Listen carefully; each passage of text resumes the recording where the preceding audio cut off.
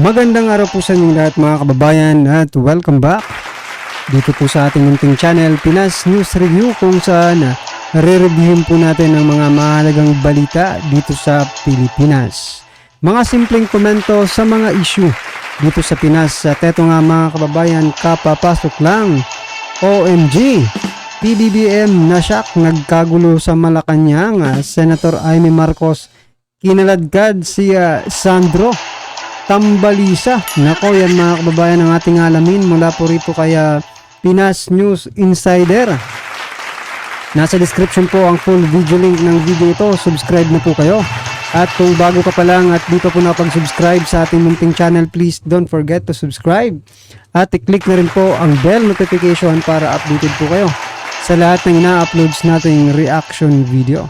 At eto na nga mga kababayan, sama-sama at sabay-sabay po natin pakinggan, panoorin at bigyan ng komento ang video ito. Eto na po.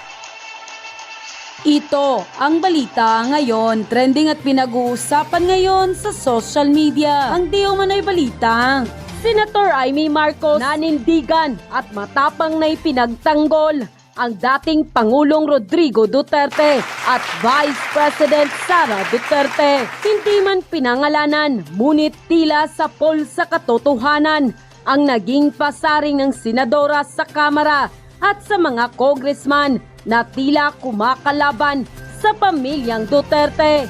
Pero bago ang lahat, kung bago ka pa lamang sa aming channel, please huwag kalimutang mag-like, subscribe at i-click ang notification bell para mas maging updated ka pa lalo sa lahat pa ng bagong video na i-upload namin. At eto na nga mga kababayan, matapos mangako ng Speaker of the House, Congressman Martin Romualdez, na ipagtatanggol ang Kamara laban sa mga kritiko at sa mga taong gumagamit di umano ng pagbabanta para makuha ang gusto, na tila pinatatamaan di umano ang dating Pangulong Rodrigo Duterte. Atin niyang matatandaan ang tila patama ng dating Pangulong Duterte sa Kamara. Sa isang pahayag nito, hiniling nito na magsagawa ng audit kung paano ginasta ng ikaapat sa pinakamataas na opisyal ng Pilipinas ang pondong ibinigay ng taong bayan. At tila humirit din si Congressman Sandro Marcos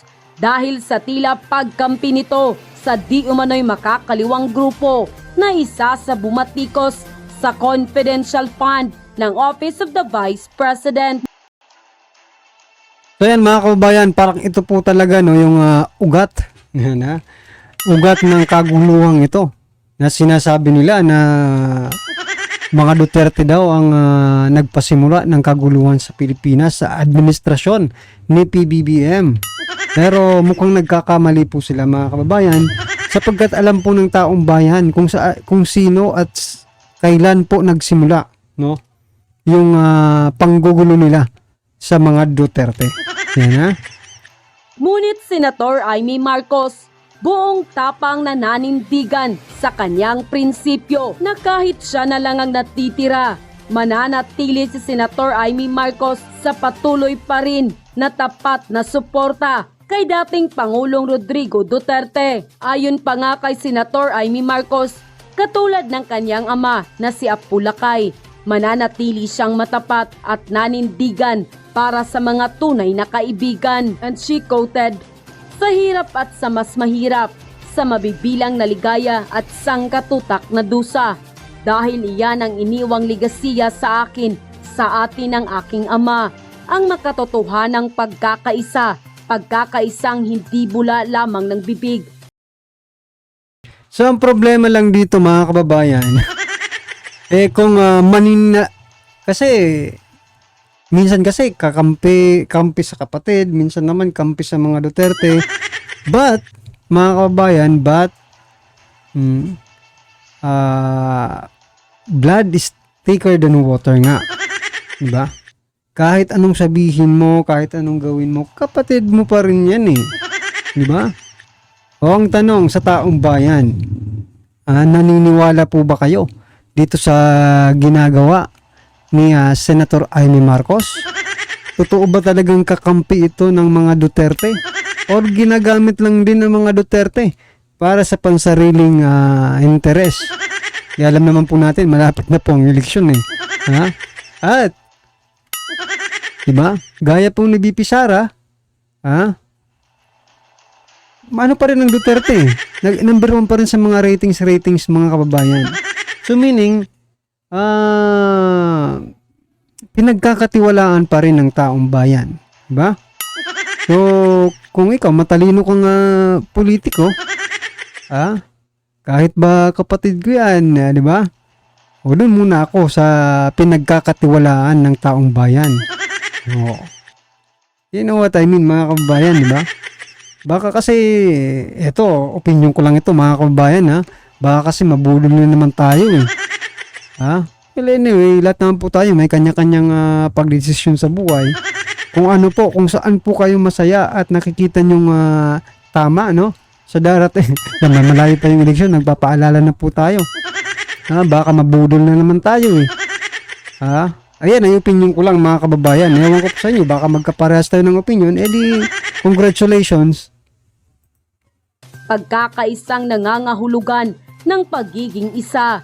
At kahit ako ang nag-iisang matira, maninindigan ako para sa kanya. Ang isang anak na humarap sa napakaraming pananaksak sa likod ay hindi kailanman tatahimik sa mga pagtataksil at pangbabastos sa taong gumalang sa aking ama. Noong pahintulutan niyang mahimlay ito sa libingan na para sa kanya. Saad pa nga ng senadora, ito ang pinakaunang gobernadora na sumuporta kay dating Pangulong Duterte noong 2015. Dagdag pa nito, hindi lang dahil kaibigan ko si dating Pangulong Rodrigo Duterte, kaibigan ko talaga siya. Higit lalo si Inday Sara, mga kaibigan ko sa pagpapaunlad ng bayan, pagpapanatili ng kapayapaan at pakikipaglaban kontra sa puwersa ng kasamaang nagpapalaganap ng katiwalian, gutom at katrayduran. End quote. Kaya't ayon sa ating mga kababayan, tila napahiya si Congressman Sandro Marcos at Congressman Romualdez dahil mismong kapamilya ni Yan, malaki pong ito, mga karibin natin, malaking sampal po sa kanilang pamilya itong ginagawa ni Senator Amy Marcos, di ba? O yan na nga, kaya nga nagtataka si kaya nagkakaroon ng issue si Mike Abe. Sa personality ni ni Senator Amy Marcos, nagdududa po si Mike Abe kung talaga bang kapatid dito ni PBBM. Kasi palagi daw kumukontra sa kapatid. Dapat daw pag kapatid ka, doon ka dapat pumapanig sa kapatid mo, di ba? At yan din po ang sinasabi natin na blood is thicker than water. Kaya nga mag-ingat po tayo, mga kababayan. Baka kasi mabudol tayo eh. Mabudol na naman tayo. Pero kayo nga po mag-desisyon yan, mga karibin natin. Kung ano po ang tingin nyo dito kay Senator Amy Marcos. nito ang sumampal ng katotohanan. Nang lumabas ang balitang ito ay hindi naman mapigilan ng marami sa ating mga kababayan na maglabas ng kanilang hinaing at komento sa mundo ng social media. At ayon pa sa kanila, huwag sana prinsipyo at pansariling interes ang unahin. Mag-isip sana ng mabuti para di magsisi sa huli. Matutong tumanaw at rumispeto sa mga taong tunay na naglingkod sa bayan at serbisyong totoo na walang kapalit na hinahangad. Duterte lang ang tunay na may malasakit sa bayan. Saludo ako sa prinsipyo mo, Ma'am Senator Amy Marcos. Pinaglalaban mo ang tama. God bless you always. Baka talaga, Senator Amy Marcos. Napahiya tuloy si Kong Sandro at Kong Romualdez. Mismong kapamilya pa nila ang nagbulat sa kanilang mata kung ano ang katotohanan. Hindi yata nila alam. Si Duterte lang ang sumang-ayon na ilibing sa himlayan ng mga bayani si Apulacay. Mahiya naman kayo. Amy Marcos lang malakas. Ano bang gusto niyong unahin natin? Alright? Tignan natin to. Unahin natin ang breaking news. Okay? Actually, this is breaking news. Kaya lang kalala niyo ang taong ito, itong si Mark Anthony Sayarot. Okay? Na kung saan laging isinasama sa mga state visit, lalo na po nung nakaraang 2022 sa New York. Alright? So ngayon mga kababayan, Uy, sino kaya yan? Ha? tingnan natin to. Okay? Saan ba si Sayarot dito? Si Sayarot ay, pakita lang natin yung kanyang picture. Dito ba siya? Nawala na sa ating mga list. Okay, anyway, ito. Okay. So yan si Mark Anthony Sayarot, okay, na nahuli ng nagluluto ng pulburon sa Ayala, Alabang noong 2022. Okay, pakita natin dito sa kabila. So noong 2022 po, ulitin natin, nahuling nagluto ng pulburon at isinama, ayan, no, November 18, at isinama yan sa kanilang mga state visit, lalo na dyan sa New York. So ano? So yan mga kababayan, hindi naman dapat tayo magtaka sa mga ganyan di ba? I mean, kataka-taka rin, pero tingnan niyo yung sequence, yung pattern. Si Dilima, pinalaya, yung isa, yung bago lang. Si Kerwin, mga kababayan, Kerwin papilido nito. Yung, di ba, yung Agalete yata yan Kerwin Espinosa ba yan? Oh, di ba? Binasura na yung drug case, mga kababayan. So, ibig mo sabihin, makakalaya na rin yan. O, eto, kasakasama nila. Yung kasakasama nila sa mga state visit, di ba? Buisit kayo. Anong ginawa nyo sa bansa natin? Nawala po yung 6 years na paglilinis ni Tatay Digong. Ay, nako. Ano talaga mga kabayan, nakakapanghina ng loob. Kasi isipin mo nilinis. Hindi nga, sabihin natin, hindi nga nilinis ng pulido. Pero at least gumawa ng effort para at least masugpo itong mga ganitong bagay. Pero di ba? Hindi ko nga alam baka isa nga po ito sa, di ba, sa mga naging nila, plataforma nung nakaraang kampanya. Di ba? Na ipagpapatuloy nila yung mga nasimulan ni Tatay Digong. Pero bakit ganito po ang nangyayari? Di ba? Bakit nagsisipaglayaan na naman ng mga ito? Kung opinion ko lang ito mga karibin natin naiisip ko, lagi kong naiisip kung ganito ang nangyari. Ba kung alam lang natin na ganito pala yung mangyayari. Sana nagka-COVID na lang ang mga ito. Di ba may nabalik? Naparehas na lang sana ito kay JB Sebastian. Di ba? Kasi nakapanghinayang po yung ginawa ni Tatay Digong yung mga sinimulan niya tapos ngayon si Tatay Digong pa yung tinitira. Mga talaga.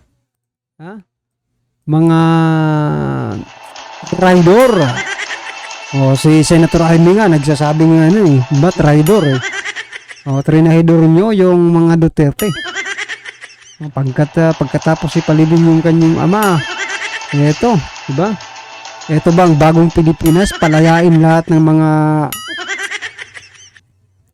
mga kababayan, anong nangyayari? Kayo, masaya pa po ba kayo sa nangyayari ngayon? Baka ito ang maging way para maging number 1 sa trust and ratings, mga kababayan, no? Sa trust and ano ba yun? Yung mga ratings ba, yung mga ginagawang survey. Surveyin nyo lahat ng mga addictus. Baka maging number 1 kayo. Diba? Yung lahat ng addictus, mga kababayan, surveyin ninyo. Nako. Malamang zero ang makukuhang boto ni BP Sara. At malamang sa malamang bumoto ang lahat sa inyo. Number 1 na kayo. Yung mga nagsusurvey dyan. Try nyo nga, yung mga addictus naman ng natin, i-survey. Kung anong masasabi nila ngayon sa pamalang ito. Kung masaya ba sila or... Yan mga kababayan, pasensya na po kayo kasi nadadala tayo. Nadadala po tayo dito sa mga ginagawa nila. Palayain yung mga tapos yung mga gumagawa ng drug on wires sa Davao City, pinagtatanggal. Tapos si Pastor Apollo Quevedo, dinalhan ng 2 batalyon. Tapos may nag-comment kanina, hindi lang daw 2 batalyon ang nandun. Mayroon pang mga, ano ba yun? Yung C-14, ano yan? Sa panggera ba yan? Nakakaloko mga kababayan kasi dapat yung mga ganyang ano ninyo, ganyang pwersa, pinapakita nyo doon sa WPS. Hindi po dito kasi wala namang eto, nag-opinion lang po ito mga kababayan ng simpleng tao, di ba? Kung pag-aaralan mo, kahit hindi mo na pag-aralan, kahit common sense na lang, di ba? Yung mga mangingisda natin sa WPS, nangangailangan po ng ganitong pwersa para mangisda sila doon ng safe. Bakit? May mga isda na rin ba dyan sa Davao City?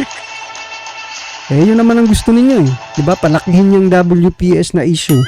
Di padala nyo na itong matatapang na mga sundalo at kapulisan natin pa doon sa WPS. Diba? Yan ay opinion lang natin mga kababayan. Opinion lang po yan, ha? Kayo, baka paras tayo ng opinion na lagyan na rin ng pwersa doon sa WPS, mga kababayan natin. Mga kababayan, diba? Lagyan na nila ng pwersa doon sa West Philippine Sea. Tulad ng paglalagay nila ng ganitong pwersa sa Davao City. Diba? O mas makabuluhan pa siguro. Diba? Mas maganda pa siguro yung dating para sa ating lahat. Diba? Kesa dito nyo ilagay yung mga pwersang yan, no? Yung Armed Forces of the Philippines. Yan, sa Davao City, doon nyo na ilagay. Makakatulong po sa ating mga mangingisda. Pasensya na po kung paulit-ulit po ako mga kababayan, no? Kasi yan talaga yung gusto kong i-point out eh. Yung bakit dito nagagawa nila? Doon sa West Philippine Sea, hindi nila nagagawa. Doon, no? Nagkakamatay yung mga pasensya na po kung tumatawa yung mga kababayan, pero nirerespeto ko po talaga yung mga mangingisda natin doon, no? Nirerespeto ko po yung matatapang na mangingisda natin doon, pati yung mga Coast Guard, di ba? Kaya nga gusto ko sanang ako talaga, no? Opinion lang naman yan mga kababayan na kung pwede lang, itong mga ganitong pwersa, kung kaya nyo sa Davao City, kaya nyo rin yan doon sa West Philippine Sea. Diba? Well, anyway mga kababayan, ano man po ang inyong opinion patungkol sa video ito, i-comment lang po sa baba para at least alam po ng ating mga kababayan ang inyong reaksyon patungkol po dito. Right? Maraming salamat po.